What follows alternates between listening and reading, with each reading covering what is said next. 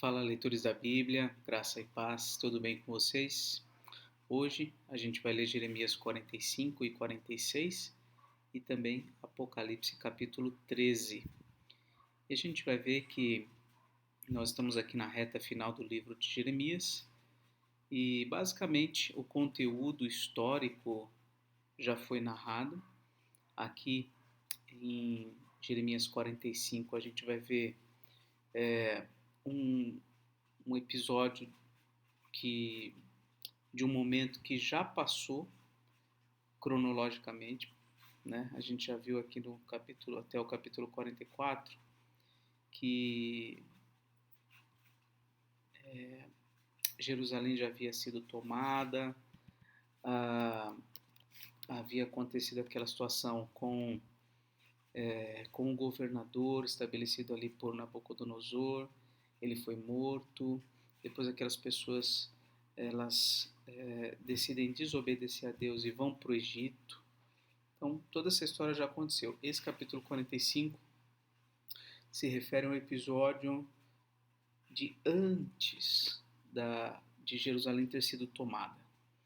E aí, capítulo 46, 47, 48, 49, assim por diante, viram várias profecias anunciadas ali para outras nações.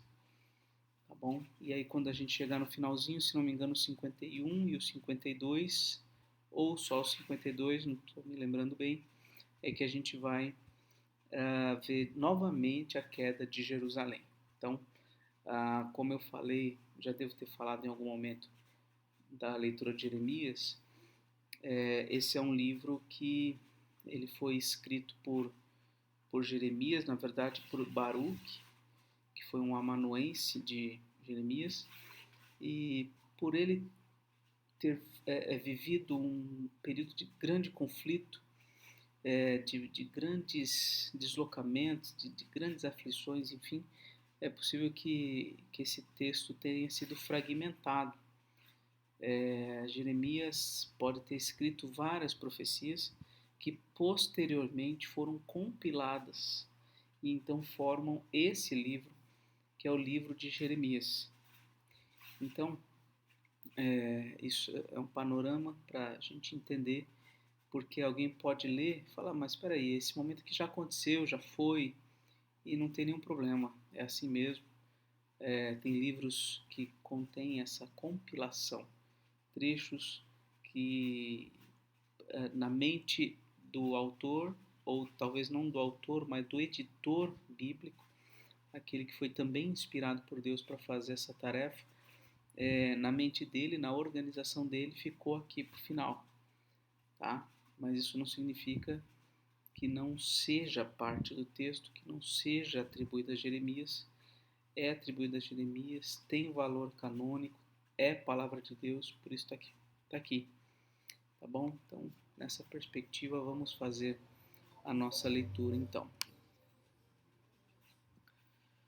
Palavra que o profeta Jeremias falou a Baruque, filho de Nerias, quando este escrevia num livro as palavras ditadas por Jeremias, no 4º ano do reinado de Joaquim, filho de Josias, rei de Judá. Então, olha aí, esse é o período, 4º ano de Joaquim, ou seja, antes da queda de Jerusalém. Assim diz o Senhor, Deus de Israel, a respeito de você, Baruque.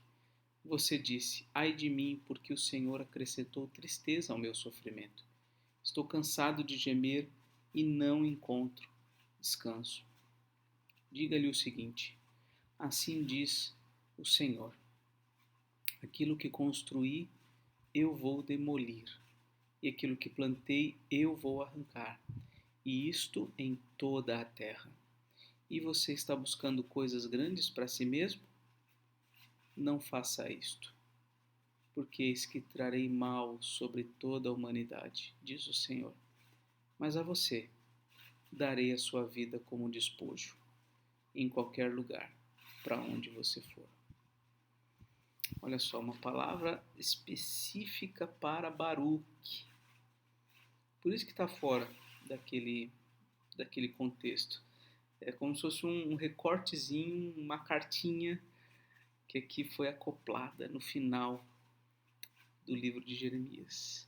Então é só essa a profecia direcionada para Baruque, que Deus anuncia: olha, eu vou destruir tudo que eu construí. Você está se queixando aí, você não encontra descanso, etc e tal. Então não procure grandes coisas para você, porque eu vou trazer grande mal para a humanidade e a você eu vou dar a vida como despojo. Era para você não ter nada junto com todos os outros, mas eu vou preservar a sua vida. E você está buscando coisas está buscando coisas grandes para si mesmo? Não faça isto.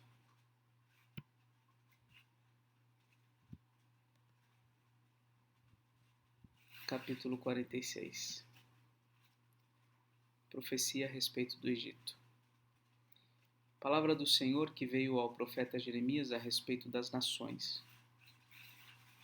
A respeito do Egito contra o exército de Faraó Neco, rei do Egito, exército que estava junto ao rio Eufrates, em Carquemes, e que foi derrotado por Nabucodonosor, rei da Babilônia, no 4º ano do reinado de Joaquim, filho de Josias, rei de Judá. Preparem os escudos e as couraças e entrem na batalha. Ponham arreios nos cavalos e montem cavaleiros. Tomem posição e ponham os capacetes. Afiem as lanças e vistam as armaduras. Mas o que vejo, diz o Senhor, eles ficaram com medo e viraram as costas. Seus valentes estão derrotados e vão fugindo sem olhar para trás. Há terror por todos os lados. Aqueles que são ligeiros não podem fugir, e os valentes não conseguem escapar. No norte, junto ao rio Eufrates, tropeçaram e caíram. Quem é este que vem subindo como o Nilo, como rios cujas águas se agitam? O Egito vem subindo como o Nilo, como rios cujas águas se agitam. Ele disse: subirei, cobrirei a terra e destruirei as cidades e os seus moradores. Avancem cavalos, corram furiosamente carros de guerra. Que saiam os valentes, os etíopes e os de Put, que manejam o escudo, e os lídios, que manejam e entesam o arco. Porque este dia é o dia do Senhor, o Senhor dos exércitos, dia de vingança contra os seus adversários. A espada os devorará, ficará saciada e embriagada com o sangue deles, porque o Senhor dos exércitos, tem um sacrifício na terra do norte junto ao rio Eufrates. Suba a Gileade e consiga bálsamo, ó Virgem filha do Egito. É em vão que você multiplica remédios, pois não há cura para você. As nações ouviram falar da vergonha que você passou, e os seus gritos encheram a terra, porque um soldado tropeçou no outro, e ambos caíram no chão. Palavra que o Senhor falou ao profeta Jeremias a respeito da vinda de Nabucodonosor, rei da Babilônia, para atacar a terra do Egito. Anunciem no Egito e proclamem isto em Migdol, Mênfis e Táfnis. Digam: tomem posição e estejam preparados, porque a espada já devorou o que está ao redor de vocês. Porque o seu touro está caído no chão? Não pode se manter em pé porque o Senhor o abateu. O Senhor multiplicou os que tropeçavam. Caíram uns sobre os outros e disseram: levantem-se e voltemos ao nosso povo e à terra onde nascemos, por causa da espada que oprime. Ali darão a Faraó, rei do Egito, o apelido de espalhafatoso que perdeu a oportunidade. Tão certo como eu vivo, diz o rei, cujo nome é Senhor dos Exércitos, e tão certo como o Tabor está entre os montes e o Carmelo está junto ao mar, assim ele virá. Prepare a sua bagagem para o exílio, ó morada, filha do Egito, porque Mênfis se tornará em desolação, ficará em ruínas e desabitada. O Egito é uma bela novilha, mas uma mutuca do norte já vem atacá-la. Sim, já vem. Até os soldados mercenários no meio deles, que são como bezerros gordos, viraram as costas e fugiram juntos. Não resistiram, porque veio sobre eles o dia da sua ruína e o tempo do seu castigo. O Egito faz um ruído como o da serpente que foge, porque os seus inimigos vêm contra ele com machados, como se fossem cortadores de lenha. Cortarão a sua floresta, diz o Senhor, ainda que impenetrável, porque se multiplicaram mais do que os gafanhotos, são inumeráveis. A filha do Egito está envergonhada, foi entregue nas mãos do povo do norte. O Senhor dos Exércitos, o Deus de Israel, diz: Eis que eu castigarei Amon, Deus de Tebas, e também Faraó, o Egito, os seus deuses e os seus reis, o próprio Faraó e os que confiam nele. Eu os entregarei nas mãos dos que querem matá-lo, nas mãos de Nabucodonosor, rei da Babilônia, e nas mãos de seus servos. Porém, mais tarde voltará a ser habitada como nos dias antigos, diz o Senhor. Não tenha medo, meu servo Jacó, nem fique assustado, ó Israel, pois eis que eu o livrarei dessa terra distante e salvarei a sua descendência da terra do exílio. Jacó voltará e ficará tranquilo e sossegado, e não haverá quem o atemorize. Não tenha medo, meu servo Jacó, diz o Senhor, porque eu estou com você. Por isso destruirei completamente as nações por onde o dispersei. A você eu não destruirei completamente, mas castigarei em justa medida. De modo nenhum deixarei você impune. Então aqui, profecia contra o Egito, também essa profecia em relação à salvação do seu povo. E agora vamos a Apocalipse 13. Vamos aqui observar as sessões. Estamos aqui na sessão 4, o dragão perseguidor. A gente já viu no capítulo 12 sobre a serpente que é lançada na terra, aquela serpente que tentou matar o filho da mulher. E agora a gente vai ver o capítulo 13, a besta que emerge do mar. Vi emergir do mar uma besta que tinha 10 chifres e 7 cabeças, e sobre os chifres 10 diademas, e sobre as cabeças nomes de blasfêmia. A besta que vi era semelhante a leopardo, com pés como de urso e boca como de leão. E o dragão deu à besta o seu poder, o seu trono e grande autoridade. Uma das cabeças da besta parecia ter sido golpeada de morte, mas essa ferida mortal foi curada, e toda a terra se maravilhou seguindo a besta, e adoraram o dragão, porque deu a sua autoridade à besta. Também adoraram a besta, dizendo: Quem é semelhante à besta? Quem pode lutar contra ela? Tem muitas interpretações aqui em Apocalipse, extremamente difíceis, complicadas e possivelmente às vezes até diversas, porque pode ser que muitas dessas coisas elas faziam muito sentido ao povo no primeiro século, no fim do primeiro século, e ainda farão sentido ou fazem sentido ao longo dos séculos. Então, assim, é bastante ousado a gente definir as coisas aqui com absoluta certeza e definição. Mas o que a gente vê aqui, olha só, uma das cabeças da besta parecia ter sido golpeada de morte, mas essa ferida foi curada. Então, o que a gente vê é que até mesmo esses sinais, sinal como o da ressurreição, pode ser reproduzido. Um sinal tão incrível como esse uma ferida mortal ser revertida, isso pode se manifestar inclusive para a atração de adoradores da besta e do dragão, né? Então, por isso, a necessidade da gente se apegar não aos sinais, não às experiências, mas à palavra. Porque a palavra, ela é inequívoca.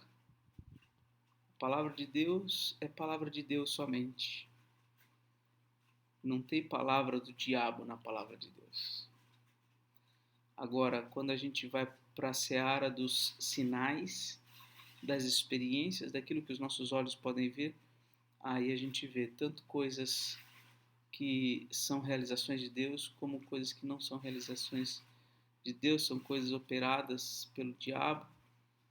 E quando as pessoas se baseiam só nisso, a possibilidade é muito grande delas estarem equivocadas, delas se deixarem guiar por mentiras. E foi exatamente o que aconteceu aqui. Foi-lhe dada uma boca para que proferia arrogâncias e blasfêmias, e foi-lhe dada autoridade para agir durante 42 meses. A besta abriu a boca em blasfêmias contra Deus para lhe difamar o nome e difamar o tabernáculo, a saber, os que habitam no céu.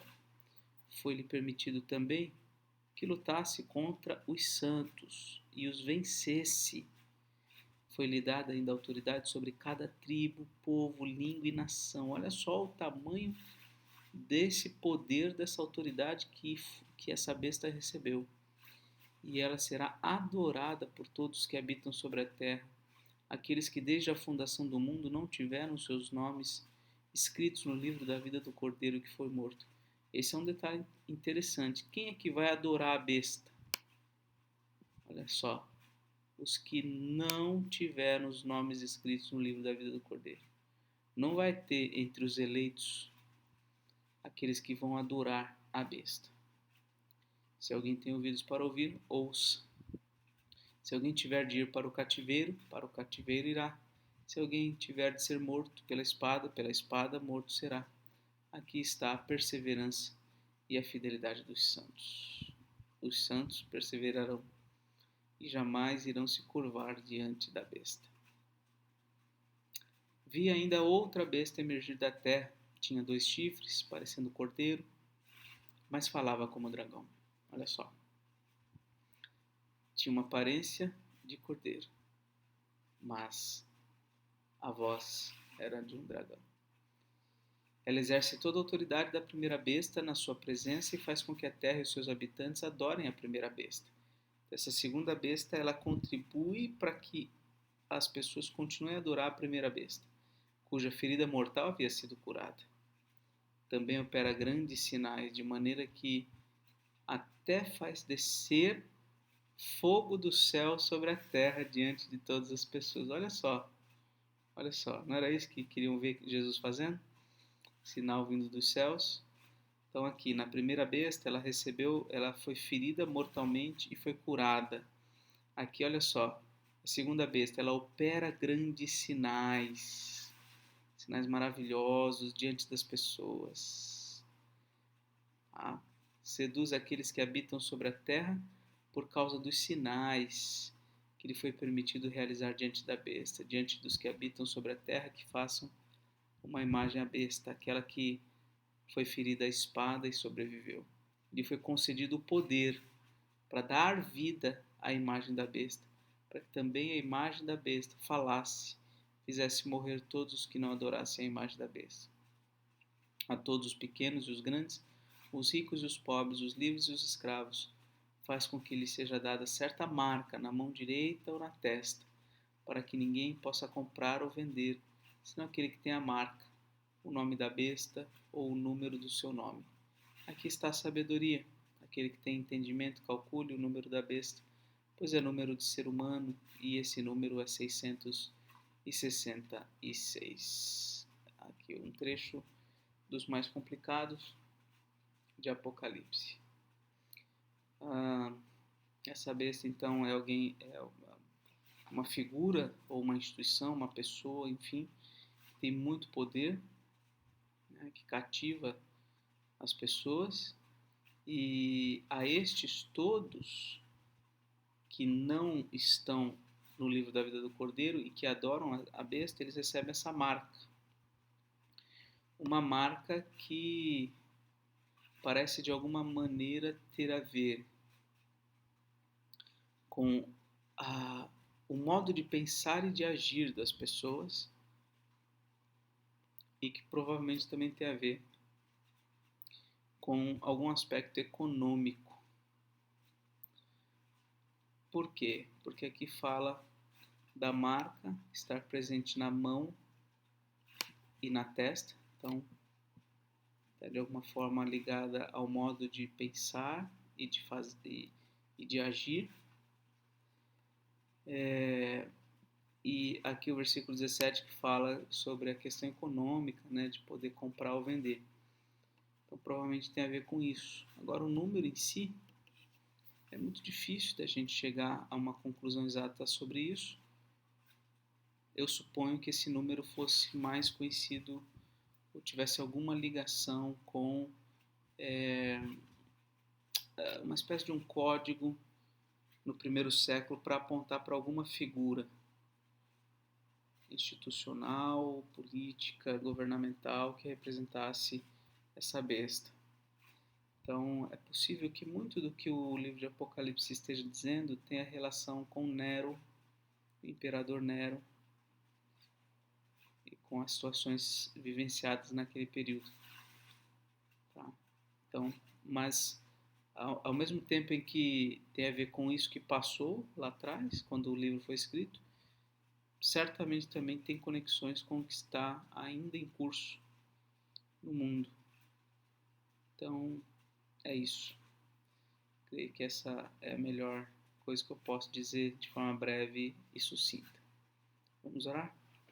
Senhor nosso Deus e Pai, te louvamos pela Tua palavra, mais uma vez nos dar a oportunidade de ler, buscar refletir naquilo que o Senhor nos deixou para o nosso ensino e para a nossa edificação.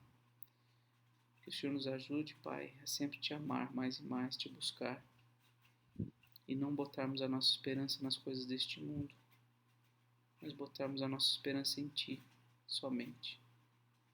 Te agradecemos por todo o bem que o Senhor tem nos feito e pedimos, ajuda-nos a aprumar-nos nossos passos na Tua santa palavra, não nas nossas experiências, ideias, não naquilo que a gente acha ou naquilo que a gente cria na nossa mente, mas que a gente possa se firmar na Tua santa e bendita palavra, hoje e sempre. Assim oramos. Amém. Muito bem, que Deus abençoe vocês. Um forte abraço e até mais, se Deus quiser.